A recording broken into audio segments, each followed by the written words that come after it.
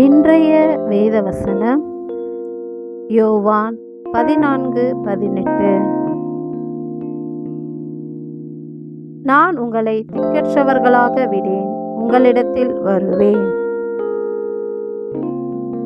ஆமென். நம் கிறிஸ்து நம்மை எப்பொழுதும் திக்கற்றவர்களாக விடமாட்டார். நமக்கு உதவி செய்ய எப்பொழுதும் நமக்கு துணையாக வருவார்.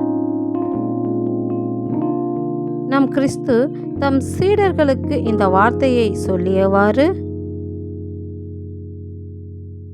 அவர்கள் தங்களுடைய ரபி சிலுவையில் மரித்து போனார், இப்பொழுது நாம் என்ன செய்வோம் என்று திக்கற்றவர்களாக இருக்கும்போது அவர்களுக்கு கிறிஸ்து தரிசனமாகி அவர்களுக்கு சமாதானம் கூறினார். அன்றியும் அவர் பாடுபட்ட பின்பு 40 நாள் அளவும் அப்போஸ்தலர்களுக்கு தரிசனமாகி தேவனுடைய ராஜ்யத்துக்குரியவைகளை அவர்களுடனே பேசி அநேகம் தெளிவான திருஷ்டாந்தங்களினாலே அவர்களுக்கு தம்மை உயிரோடு இருக்கிறவராக காண்பித்தார் என்ற வார்த்தையின்படி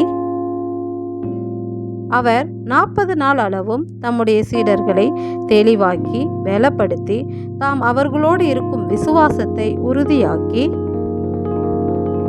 பெந்தகோஸ்தே நாளிலே தம்முடைய பரிசுத்த ஆவியை தந்தருளி அவர்கள் ஊழியத்தை ஆசீர்வதித்து அவர்களை தேசத்தில் பெருக செய்தார்.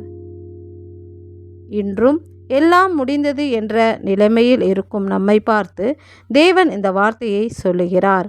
அவர் நமக்காக வருவார், நம் குறைவுகளை போக்கி நம்மை நிறைவாய் ஆசீர்வதிப்பார். எங்கள் திக்கற்ற நிலையில் எங்களுக்காக வரும் எங்கள் நல்ல தேவனே, உமக்கு நன்றி செலுத்துகிறோம். நன்றி.